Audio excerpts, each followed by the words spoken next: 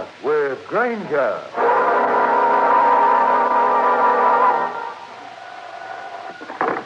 Police Department. This is Graham Dwyer. I'm calling from a drugstore in Ampere, McDonough, on the edge of Pelham Bay Park. Get a police car out here immediately.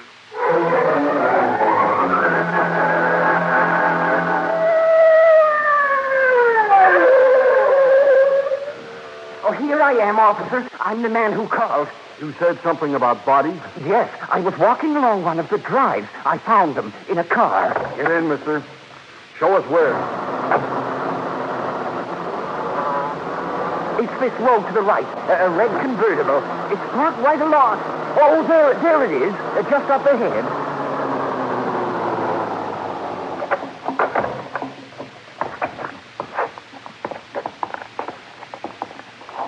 Two of them. Boy and girl. They're just youngsters. Both been shot. How'd you happen to find them, fellow? Oh, I told you. I was walking here in the park. It's a nice night. I happened to look in. At first, I thought they were just sitting sort of, Necking? Yes. Then I took a closer look. That's when I ran to the drugstore and called. Hey. What's the matter, officer? Hey, we're in for a lot of grief. You look at these marks. Made by a lipstick. 3 X's. This must be the work of some fiend. This is Steve Granger, private detective, with a story about a killer with a trademark, a triple X, which meant murder plus mania.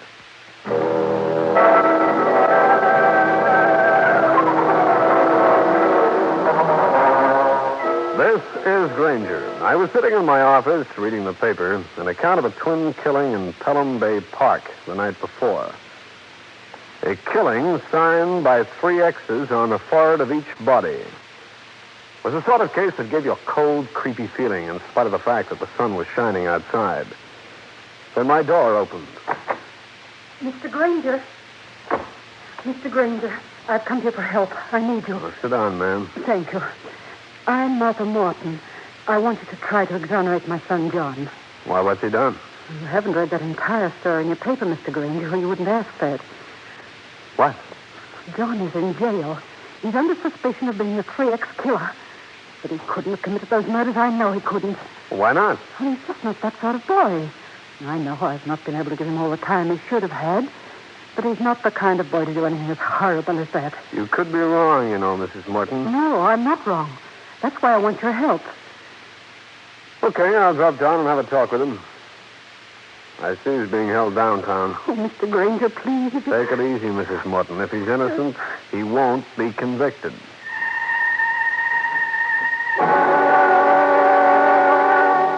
I grabbed some transportation and went down to police headquarters. I explained my errand and was ushered into the office of Lieutenant Mike Harding. Granger, I think you picked a bad one this time. Why? What have you got on young Morton? Everything. A girl came to us early this morning. She was scared to death, hysterical. She wanted protection. From whom and why? The dead girl and boy were both friends of hers. They all had a date last night. The dead girl forgot about a second date she had with the Morton boy. Both boys showed up. They tossed a coin. Morton lost. He went away angry with the girl who later reported him. That's still not proof of murder. The lab man made some casts around the car. They fit the boy's shoes. Shoes can be similar. Cut it out. We matched the tires on Morton's car with some tire prints. They were alike, too. I want to go talk with him, Mike. Okay. Come on.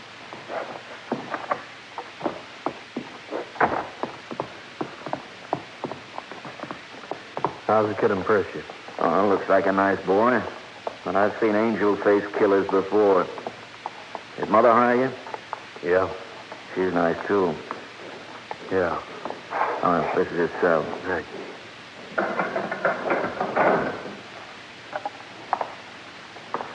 John, I'm Steve Granger. Your mother employed me to try and get you out of this. I didn't do it. I didn't do it. Take it easy, kid. I'll do everything I can. What happened after you flipped the nickel and lost? I left him and went out with the other girl. The one who reported you? Yes, Anna Long. I was mad, see? I took her home early, and then I drove my car around the park. Looking for the other couple? Yeah, I wanted to spoil their fun if I could. I even wanted to pick a fight with the other guy. I didn't like him. But, Mr. Granger, I never killed them. But you did find them. Well, sure. I spotted the car parked on that side driveway. Yeah. I coasted up and back so they wouldn't hear me. I wanted to see what was going on. So? When I got to the car, I could see there was something wrong. When I saw the 3 X's marked on their forehead, I went home as fast as I could. Why didn't you notify the police? Well, I was going to. But just as I got back in my own car, I heard the sirens.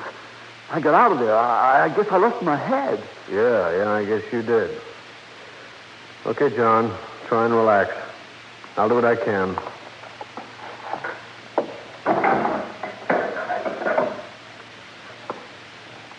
Harding, I think you've got the boy wrong.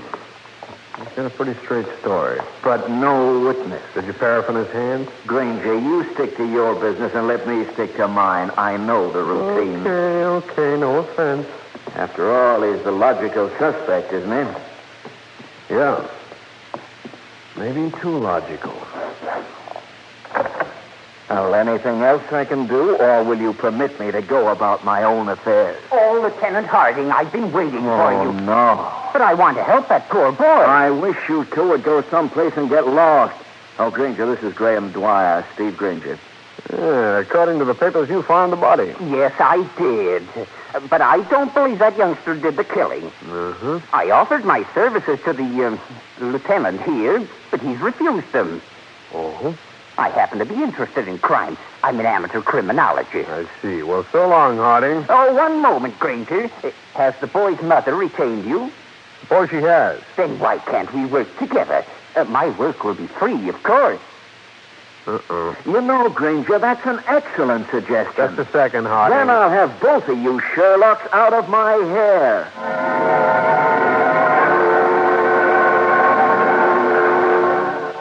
I got away from Graham Dwyer by simply telling him to get in touch with me later at my office, a place I'd try not to be at that time. I nodded so long at him, left the building, and grabbed a cab uptown.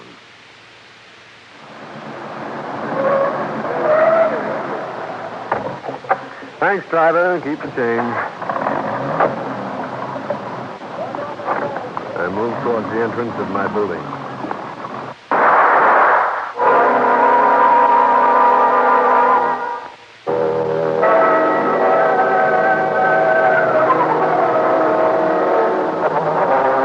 When the shots came, I dropped to the sidewalk fast. You got to be pretty fast on the fall in my profession. I lay there waiting for some more shots, but they never came. Only the sound of a car roaring off. I could look at the license plates and made it in a hurry to my telephone. Harding speaking. This is Granger. Listen, the guy just took a pot shot at me from a car. I got the license number. Can you check the owner for me? Sure. You think it's about the 3X killing? How do I know? I'm no prophet. You're not much of a private eye either.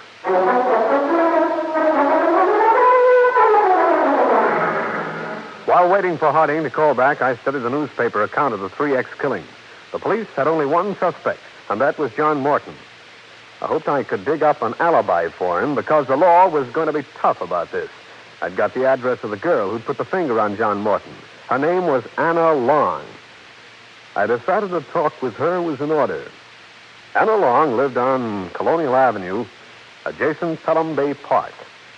I phoned, told her I'd be out.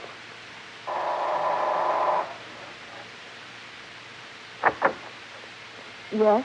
You're Anna Long? I'm Steve Granger, the man who phoned. Oh, yes. Come on in, Mr. Granger. Thanks. You said it was about John. Yeah. I want you to tell me everything you know about him. Well, he always acted awfully sweet. I liked him. Then why did you report him to the police? That night he was sort of different. He wanted that date with Nell, and he was terribly upset when Tommy showed up. Did he make any threats? No, he just grumbled about it always being his luck or something like that. You said he acted different. What do you mean by that? Well, we rode around, and then we stopped off for soda at the corner, and well, John wouldn't talk or anything. Then he took me home, just like that. Didn't even say good night. Do you think he could have killed his two friends? He didn't like Tommy at all, and he was crazy jealous of Nell. The talk with Anna Long brought out nothing. There was no way of establishing an alibi for John Morton since he'd been driving around alone. I thanked the girl, left the house, and started down the street in search of a cab. I walked along, enjoying the clear weather. I hardly noticed the car as I came up to it. It was facing me. I dropped to the ground, but not until I'd got a good look at that driver. He was wearing a gray hat, dark glasses, and a mustache. I got something else, too. The license number on the plate.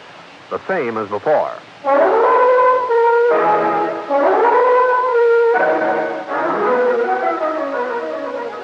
Well, Harding? Sure. I've got a make on the car for you, Granger. Thanks. You took your time about it, didn't you? What's the matter, Gumshoe? Nervous? I just don't like being shot at. You want protection? I'd be glad to assign a uniformed officer to bodyguard That's a comedy, and give me the information. I'm afraid it won't make you happy. We checked with the car owner. He left his keys in the car. It disappeared naturally, and it's still missing. Thanks. There's one thing about you, Mike. You're always useful. About as useful as a nylon shirt in a blizzard.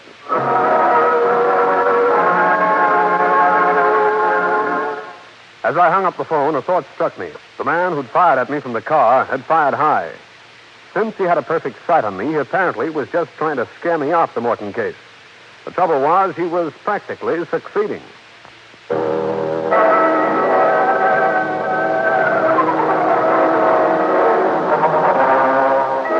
On my way back to my office, I passed pretty near to Cal Hendrix's place. Since I was getting nowhere fast with this case, and since Cal has more than once been able to help, I thought I'd pay him a call. Well, in trouble again, Steve? What do you mean again? I'm just a sucker for strife. Read about the 3X killer, Steve? I'm working on it. That Morton kid? I don't think he did it. Thanks. You're my first friend today. A kid like that might kill in anger, but when they start marking their corpses with 3 X's on the forehead, look for a psychopathic murderer. You'll just point him out to me. I can save Mrs. Morton a lot of heartbreak. This is one time I can be of no help.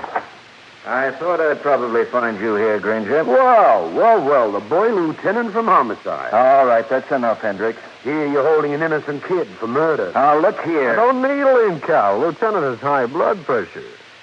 What do you want with me, sir? That Graham Dwyer, remember him?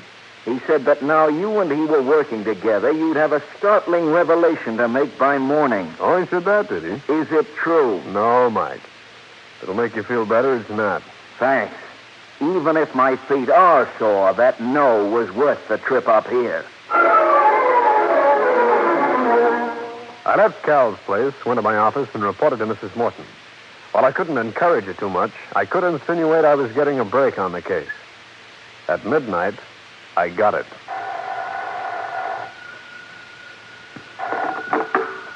Hello.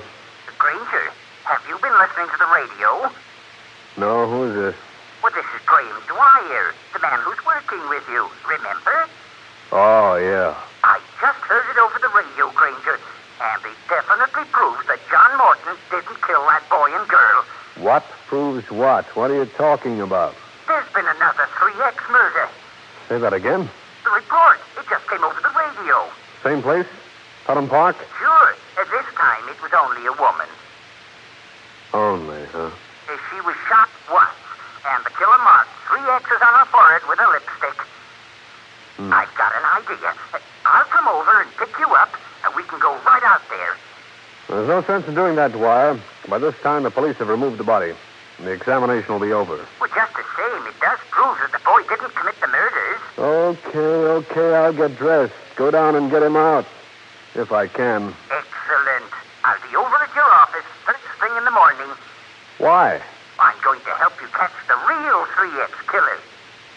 Wow, thanks. Thanks a lot. I hung up on that nauseating prospect and mulled this latest development over in my mind. Then I got into my clothes and went down to the morgue. Lieutenant Harding was there ahead of me, as ugly as a bear with a singed tail. I might have known you'd show up. Sure. It sort of clears my client's son, doesn't it? Don't be in such a hurry. Have you identified the murdered woman? In her purse, she carried a driver's license, a hotel credit card, and a birth certificate. Now, have we? Don't be so grumpy, Mike. This means you'll have to release that kid. Yes, his mother will be down here with a writ. I'll have to let him go, but that doesn't mean he won't still be under suspicion. Find any clues in the park? Footprints. Millions of them. Made by the curious public as they trampled the place like a bull ring. Anything in the dead woman's effect? No. Newspapers are going to get on you. Aren't they, Mike? Granger, don't needle me. This isn't funny. Murder never is. At 10 the next morning, I was reading the account of the latest murder when my pal walked in. Well, Mr. Granger, here I am, just as I promised. I've been waiting with bated breath, Dwyer. Good. Now, here's what we can do. Go out to that dead woman's place and look around. Dwyer, just a minute. The police have done that already. But they could have missed something. Pardon me. Granger. Mr. Granger, this is Mrs. Martin. I called to tell you that John is home. Yeah, I know he'd been released. I'm so happy, I don't know what to say, Mr. Granger. Let me advise you, Mrs. Morton. Keep John where you can watch him for a while. The police still have him under suspicion. I shall. I'm sending you a check in the mail. Don't bother. I didn't do a thing. But, Mr. Granger... The real killer cleared your boy.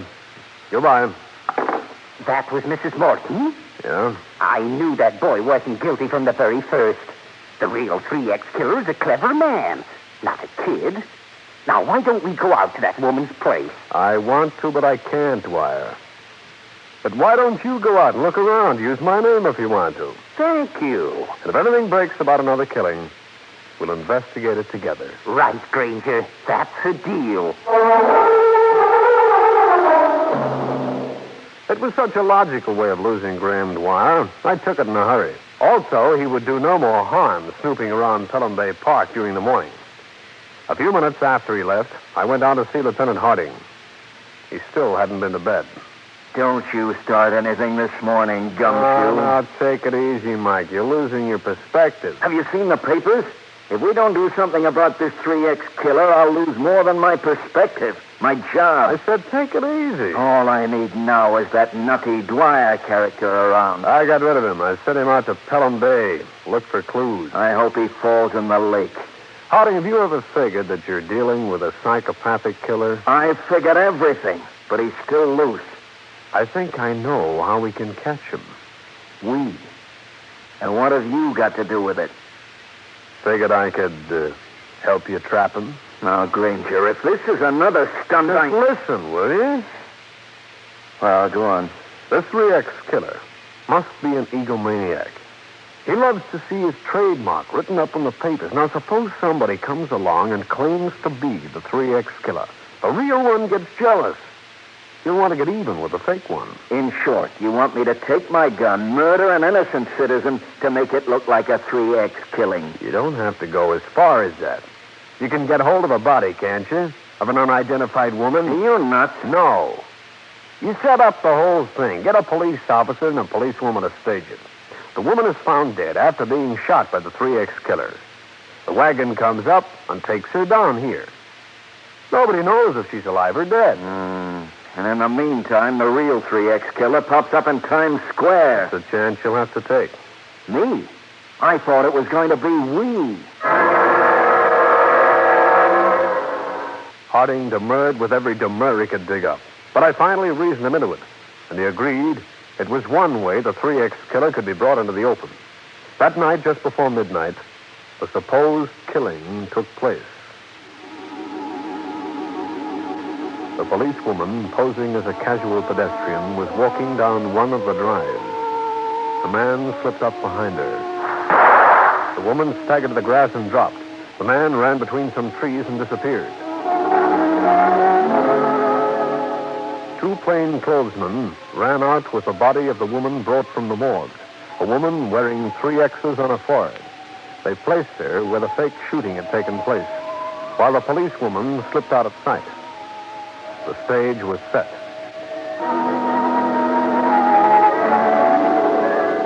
Just as Harding and I had planned, the radio at midnight came out with the news that another 3X killing had taken place.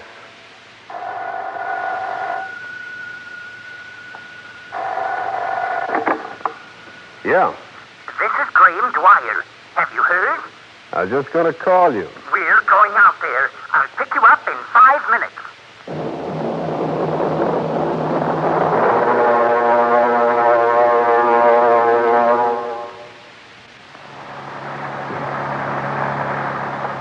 radio said it was the left drive. Spot's right up ahead. See the police cars? My, this one really attracted a crowd. Pull up here. We can walk.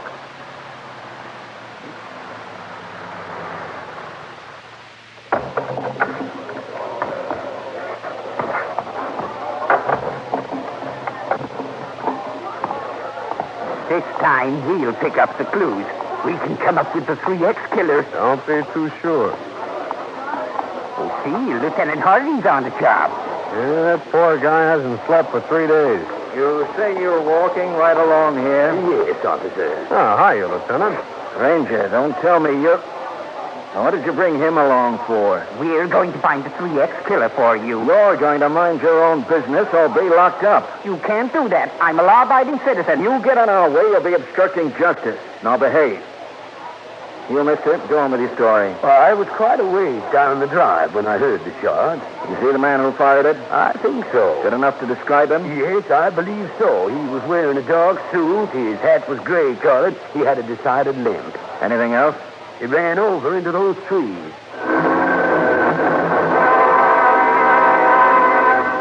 Harding looked at me and one eyelid dropped in a surreptitious wink. I nodded. A few minutes later, a man wearing a dark blue suit, gray hat, and sporting a decided limp was moving through those trees. Nobody except the police and I knew that this had all been rehearsed. That both the witness and the man with the limp were really police officers. I looked around carefully, hoping to spot anyone who looked suspicious. Then I discovered something. Something that sent me on the heels of the man posing as the 3X killer. It was not so light now, and I had difficulty spotting my quarry. Then he loomed up ahead, the limp as evident as ever. I stayed behind, just a little out of sight. The phony murderer was being obvious. Also, he was taking a chance because some civic-minded citizen might shoot first and ask later. Then another figure slipped out of a clump of bushes up behind the supposed killer. The gleam of a nickel-plated revolver glinted dimly. The second man prodded the first out of sight. I moved in. Don't stand there. I demand to know why you killed that woman. I'm the 3X killer. Okay, you caught me. Take me back there. You're the 3X killer. That's fantastic. The real 3X killer is clever. His murders are committed without leaving traces. You're a fumbling fool. I'm the 3X killer. You're not. This wasn't planned as the 3X killer plans. This was stupid. The 3X killer's intelligent. He uses reason.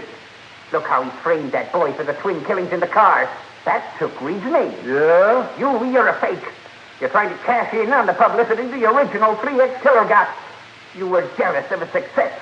You're the cheapest of all people. You're an imitator. How do you know? Because I happen to be the original 3X. It was I. You understand? Okay, Dwyer. Put down that gun. So you found me, Granger. You knew all the time, didn't you? Drop the gun, I said. Not until I take care of this feeble fake. I'm going to...